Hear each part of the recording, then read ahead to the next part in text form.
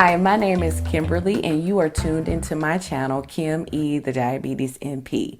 This is the Patient Corner, a segment that I created for those who have the diagnosis of diabetes or loved ones who have the diagnosis of diabetes as a means to educate over the diagnosis. Now, today I wanted to come on here and talk about something that affects many people in America, and that is pre-diabetes. Now, you may have heard of this referred to as borderline diabetes. And so all of that is interchangeable. But basically, I want to explain to you what it is and what you can do to reverse it, because it is highly reversible. Okay. Now, the thing about prediabetes, if there is no intervention, there is a high chance that you will develop diabetes. We almost can bet money that you're going to develop diabetes if there is no intervention on your end. Okay, so I wanted to take some time to explain what prediabetes is so you'll be more knowledgeable, so you can reverse it and not even have to think about diabetes. So what is prediabetes? Now, basically, in a nutshell, it's when your blood sugar is higher than normal, but it's not quite high enough for you to be classified as a diabetic.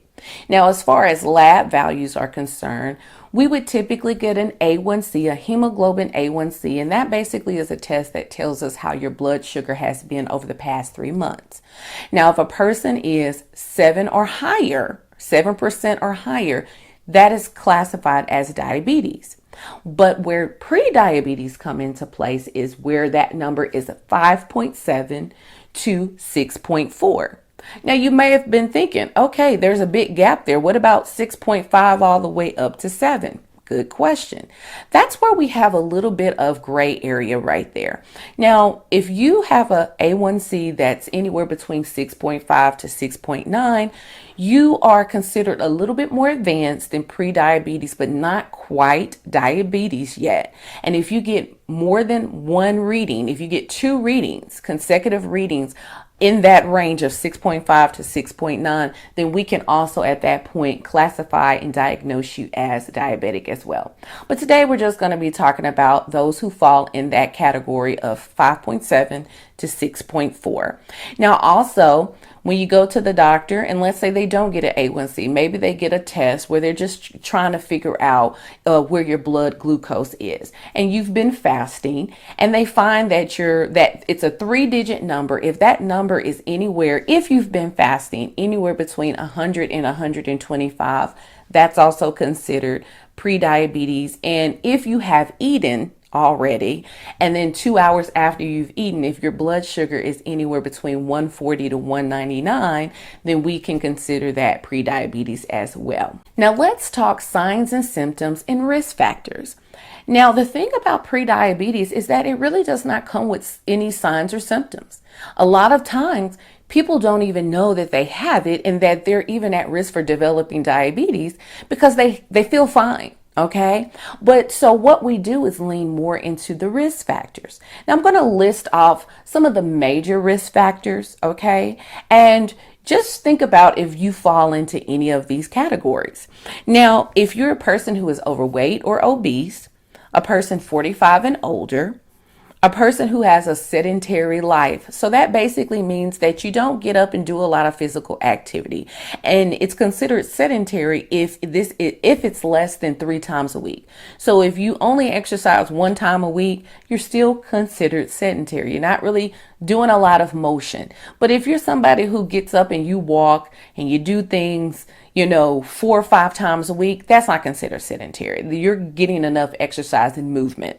Also, if you've had a first degree relative that has been diagnosed with diabetes, so your mother, your father, brothers or sisters, even children, but mostly a lot of times if you've had a parent, that's where we see a lot of the indicator there, Also, if you're a woman who has had gestational diabetes, that while you were pregnant, you developed diabetes after being pregnant, that puts you at risk. And also if you're a woman who has a history or currently have PCOS, which stands for polycystic ovary syndrome. Okay.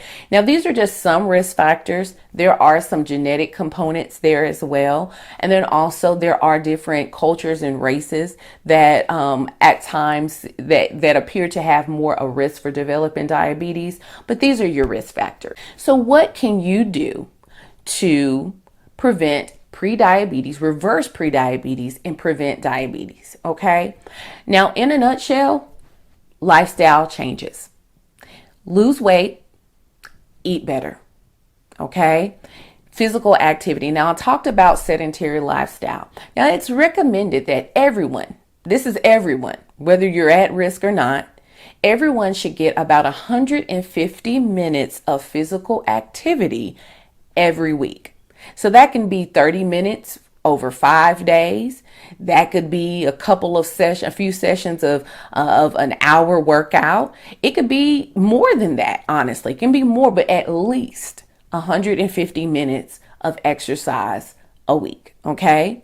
And then of course we all know about eating healthier, taking in more fruits, taking in more vegetables, going down on how much you consume meat products and animal products. All these things have been proven to really increase our cholesterol and bad fats. Okay. So simply put, changing things in your lifestyle.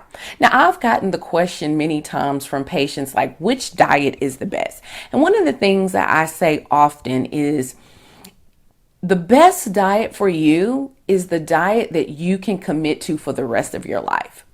Now, vegan may not be the best diet for you. Vegetarian may not be the best diet for you. Mediterranean, keto, there's many different diets out there, and there is no one size fit all.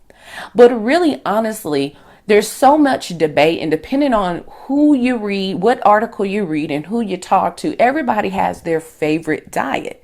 But really, in a nutshell, as simply as I can put it is, if you start taking away the bad habits that you have. So if you're a person that maybe you exercise, but you love fast food, instead of eating fast food every single day, how about you start decreasing your intake of fast food and start cooking more at home? So where you may have gone out 5-6 days a week, try cutting back to 3 to 4, and then maybe cut back to just 1.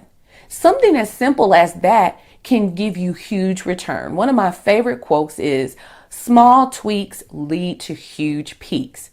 You don't have to do this earth-shattering intervention to get big results. Just start one by one, taking away bad habits that you have. And each person has different types of bad habits. Some of us love soda. Okay. Now, it has been proven that soda has tons of sugar in it, even when it says that it's no sugar added. Okay. There's still sugar in soda. Sodas give us no nutritional value. We can all agree to that. So instead of drinking that Dr. Pepper every single day and drinking it throughout the day, maybe start with maybe I only have one a day. Maybe I cut it in half, my daily intake in half, and then let me go to maybe a couple of times throughout the week, to a point where maybe I only have one a whole week, one soda a whole week. Something like that can help you lose weight, and you start replacing that with water, and you'll start seeing that your numbers will start to decrease, meaning that your condition will be getting better. So I wanted to come on here and just explain that very briefly. I hope that this helped and gave you a better understanding as to what prediabetes is. Again, my name is Kimberly Ellis. This is the Patient Corner from the channel Kim E, the Diabetes MP, and I will catch you on the next one.